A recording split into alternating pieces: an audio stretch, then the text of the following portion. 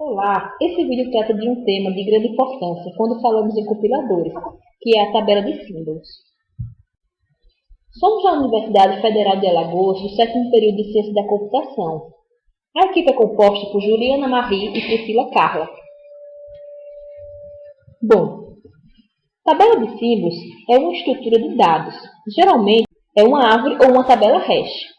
Um compilador utiliza uma tabela de símbolos para guardar informações sobre os nomes declarados em um programa, como constantes, funções, variáveis e tipos de dados. Como podemos visualizar nessa figura, ela é utilizada em quase todas as fases de compilação. Em cada fase, ela pode ser usada como base para comparações ou até mesmo atualizadas como novos identificadores durante a saída de cada fase.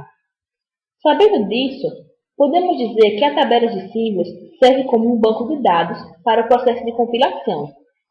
As informações são colocadas na tabela pelo organizador léxico e sintático e usados pelo analisador semântico e pelo gerador de código. Agora vamos falar sobre análise semântica. A análise semântica é a terceira fase de processo de compilação.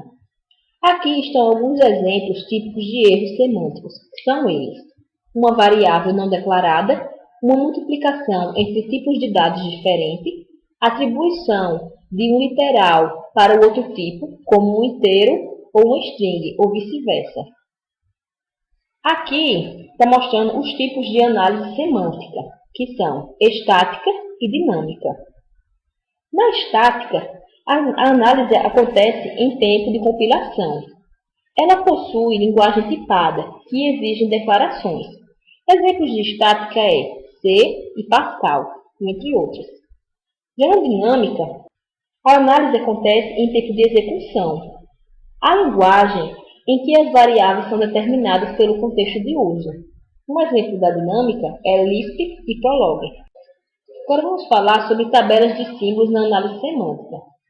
A tabela de símbolos é a estrutura essencial para a análise semântica. Ela captura a sensitividade ao contexto e às ações executadas no decorrer do programa. Ela atrela a todas as etapas de compilação e também permite a realização da análise semântica. Ela também é fundamental na geração de código, que é a última etapa do processo de compilação.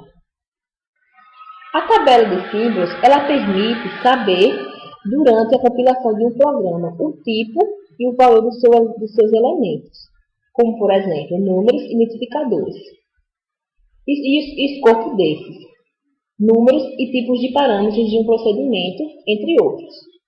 Cada token tem atributos, informações diferentes associadas.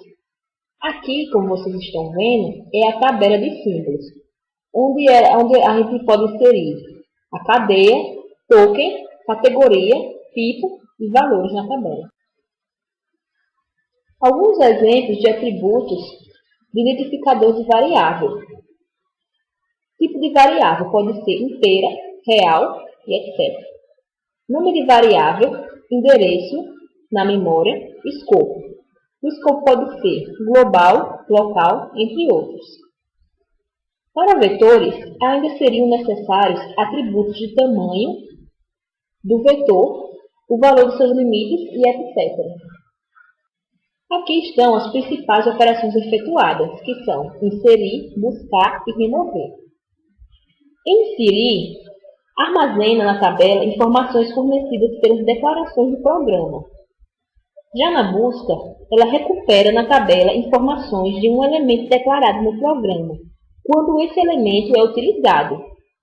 E remover, remove, ou seja, torna acessível da tabela informações sobre um elemento declarado, que não se mostra mais necessário no programa. As especificidades dessas operações são dependentes da linguagem de programação em questão. A tabela é acessada pelo compilador sempre que um elemento é mencionado no programa, ou seja, ele verifica ou inclui sua declaração. Ele verifica seu tipo, seu escopo ou alguma outra informação.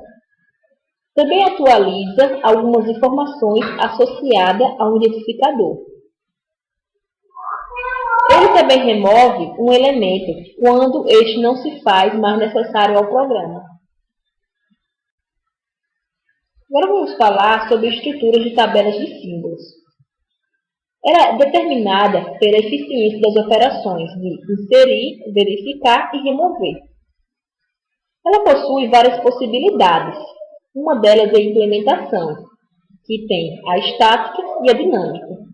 A dinâmica possui a melhor opção.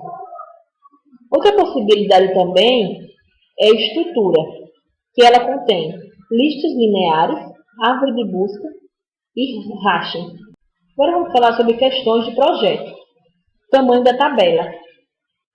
Dependente de forma de implementação. Na implementação dinâmica, não é necessário se preocupar com isso. Uma única tabela para todas as declarações ou várias tabelas, sendo uma para cada tipo de declaração, como constantes, variáveis, tipos, procedimentos e funções. Ela possui diferentes declarações, tem diferentes informações e atributos, como, por exemplo, variáveis não têm número de argumentos, enquanto procedimentos têm. Representação de escopo. De identificadores de programa. Várias tabelas ou uma única tabela com um identificador de escopo com um atributo para cada identificador. A tabela de símbolos pode ser utilizada para armazenar as palavras reservadas e símbolos especiais da linguagem, podendo dispensar o uso da tabela de palavras e símbolos reservados. O tratamento de escopo, ele possui inserção de identificadores do mesmo nome, mas em níveis diferentes. Também possui remoção de identificadores cujo escopo deixa de existir. Descritores. Descritores possuem registros, ou seja, campos, que formam uma tabela de símbolos. Diferentes identificadores têm diferentes descritores, ou seja, tem que se levar isso em consideração no projeto da tabela de símbolos para sua otimização. Agora vamos falar sobre inserção de elementos na tabela, busca de informações na tabela e remoção de elementos na tabela. Na inserção de elementos na tabela, é a associação de regras semânticas às regras gramaticais e verifica se o elemento já não consta na tabela. Na busca de informações da tabela, ela realiza antes da inserção e busca de informações para análise semântica. Agora, na remoção de elementos da tabela, ela torna inacessível dados que não são mais necessários, como, por exemplo, após o escopo ter terminado. E ela também possui linguagens que permitem estruturas em blocos. Depois de todo o embasamento teórico visto nos slides anteriores, podemos agora analisar este exemplo com a inserção de elementos na tabela. Primeiramente, acontece a declaração de variáveis, que é o que está acontecendo nesse momento. É declarado a variável ID no tipo token e qual categoria essa variável vai pertencer. Neste segundo momento, acontece a declaração de duas variáveis, x e y, e as duas sendo do tipo inteiro. Como podemos visualizar aqui na tabela, o seu token também pertence a ID e o tipo delas inteiro. Como podemos dizer que as duas são do tipo inteiro? Por quê? Porque aqui essa vírgula identifica que eu posso criar mais de uma variável e separá-las por vírgulas. Quando eu coloco os dois pontos, eu quero dizer que o que está à frente dos dois pontos é o tipo daquela variável que eu declarei. Neste momento aqui está acontecendo a inclusão das funções. E para incluir funções, como eu falei anteriormente, é necessário a declaração de procedimentos. E deixem separados por vírgula. Para definir seu tipo, a gente utiliza dois pontos. E o ponto e vírgula é utilizado quando eu já tenho definido o seu tipo e quero inserir uma variável novamente. Eu coloco o ponto e vírgula e à frente dele eu já posso inserir uma outra variável. e assim esse ciclo pode se repetir por várias vezes. Neste momento, está acontecendo a adição na tabela de uma função encaixada na categoria Procedure. Seria isso. São procedimentos, né, onde pode haver mais de uma variável inserida. E mais à frente vamos analisar como é que ficou a tabela. Aqui está sendo inserido um procedimento ID. Depois disso, sendo definido outro ID do tipo real e outro ID do tipo inteiro, como podemos acompanhar aqui as setas. A tabela desse procedure ficou da seguinte forma. As variáveis x e y, que a gente havia declarado primeiramente, do tipo inteiro, e no meu procedure estão as variáveis a, b e c, onde o procedimento da variável a é do tipo inteiro e b e c do tipo real, como podemos visualizar nessa tabela. Como podemos analisar as variáveis globais, que são as que estão fora da função, e estão com o mesmo nome das variáveis locais? Bom, é interessante a gente verificar se elas estão designadas com tipos diferentes. Talvez essa seja uma saída para o tratamento de escopo. Possibilidades para tratar escopo é a inclusão de um campo a mais na tabela de símbolos, indicando o nível da variável no programa, e tabelas diferentes para escopos diferentes também. Na busca da informação, sempre que um elemento do programa é utilizado, é verificado se ele foi declarado, o seu tipo. Isso também ajuda no tratamento dos escopos. Um fator pode ser de qualquer tipo. Como podemos analisar aqui na tela, aqui está designado o tipo ID, o tipo número real, número inteiro, um fator do tipo expressão, que pode ser de qualquer tipo. Como montar uma expressão que eu quero que ela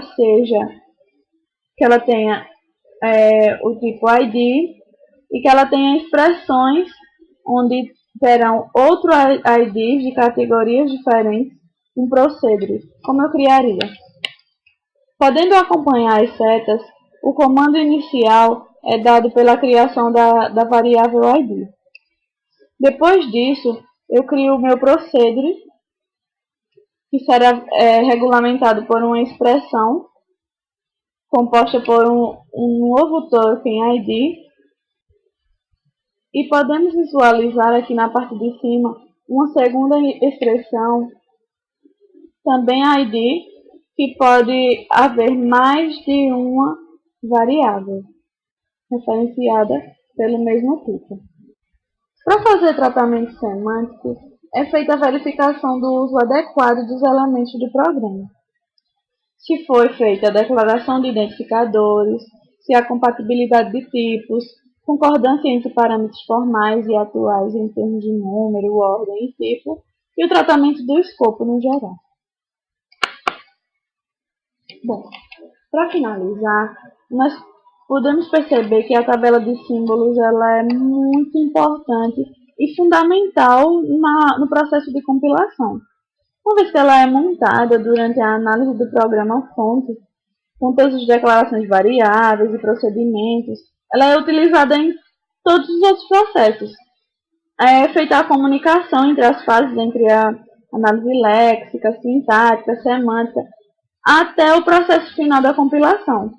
Tendo em vista tudo isso, a tabela de símbolos poderíamos dizer que ela é a base de dados para formular todo o processo de compilação.